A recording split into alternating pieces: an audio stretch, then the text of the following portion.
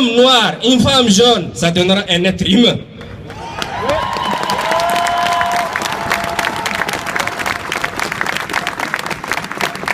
Quand un homme meurt, il explose.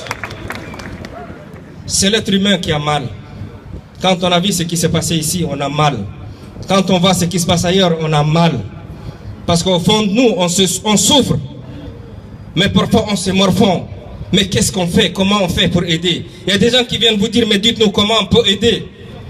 Ceux qui veulent ici, tous, si vous voulez aider, si vous connaissez des décideurs, dites-leur que le malheur de l'Afrique, c'est leur chef, c'est le président africain. C'est ceux-là qui refusent l'alternance. Je vous remercie.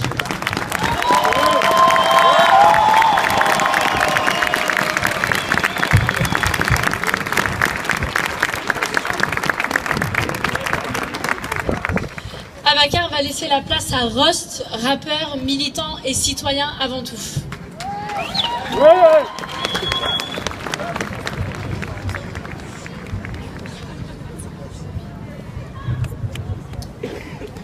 Bonjour à tous, bonjour à toutes. Merci, mille merci à vous d'être aussi massifs, parce que je me souviens de certaines mobilisations qu'on avait fait ici lorsque les jeunes filles avaient été enlevées au Nigeria. Il y avait à peine le quart des gens qui sont présents. Alors, juste avant de commencer, je voudrais juste que vous levez tous le poing en l'air en guise de résistance.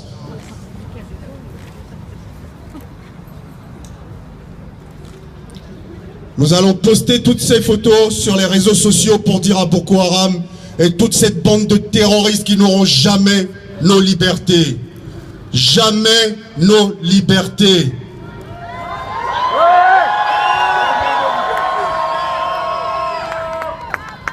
Merci à vous.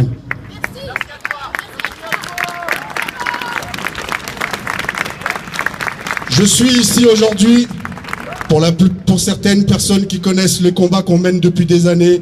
Moi, je suis rappeur, le rap m'a servi justement à mener des combats. Et le combat, il se passe aussi dans la rue, il se passe dans les médias. Donc on essaye d'être présent et sur les médias, mais aussi sur le terrain en permanence. J'étais à la manifestation de dimanche dernier, il y a une semaine de ça, parce que j'ai des amis qui ont été assassinés. Mon ami Charb a été assassiné de son froid, à bout portant, par ces terroristes. C'était un homme de qualité, un combattant, un militant pour les libertés. C'était un homme qui était de tous les combats. Chaque fois qu'on avait besoin de lui, il était là. C'était un compagnon. Mardi dernier, ce mardi, on était tous les deux chroniqueurs sur LCI. Ce mardi, son siège était vide. Et mon cœur était vide à ce moment-là aussi.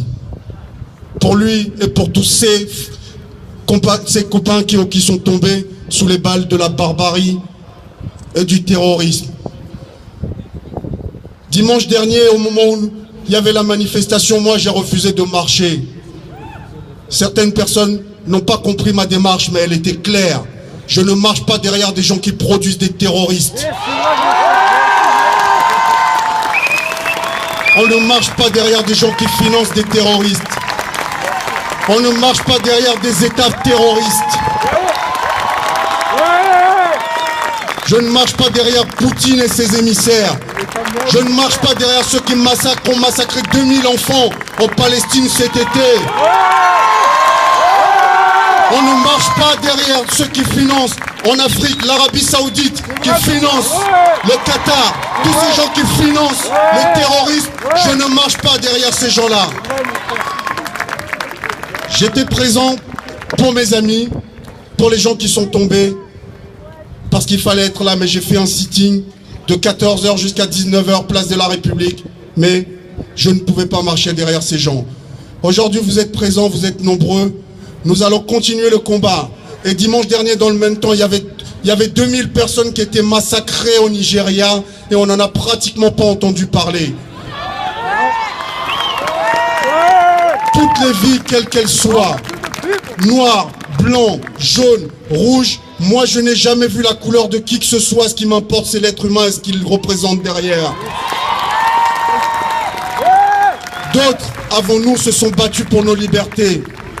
d'autres sont tombés pour nos libertés. La barbarie n'a pas de couleur. J'ai vu les manifestations qu'il y avait hier. Je comprends que certains s'indignent de certaines caricatures. Je peux le comprendre aisément. Mais je ne pense pas que ça autorise qui que ce soit à brûler des églises. Je ne pense pas que ça autorise qui que ce soit à brûler des mosquées. Je ne crois pas que ça autorise qui que ce soit à massacrer d'autres personnes. Au nom de qui? Au nom de quelle croyance et au nom de quelle Bible? Quel enfant de Dieu peut tuer un enfant de Dieu au nom de Dieu? Jamais.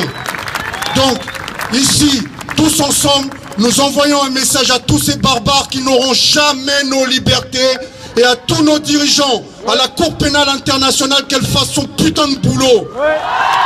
Qu'elle fasse son putain de boulot. Ce n'est pas la Cour africaine pénale, c'est la Cour pénale internationale. Il faut qu'il fasse son boulot.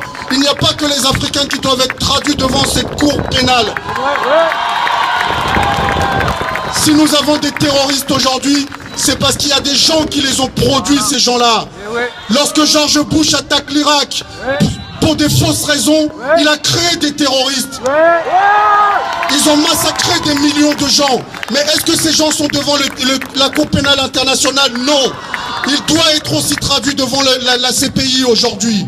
Tous ces gens qui massacrent les gens au nom de quelle idéologie quelconque que ce soit, ils doivent être devant la Cour pénale internationale. Nous allons continuer tous ensemble ce combat. Aujourd'hui, ce n'est que la première étape. On compte tous sur vous, les organisateurs. Tout le monde compte sur vous pour continuer à vous mobiliser sur vos pages Facebook, à continuer à envoyer des messages à tous nos dirigeants que l'Afrique, les Africains, les fils d'Afrique ne se laisseront plus jamais faire. Merci à vous. Le bon Merci beaucoup. Merci.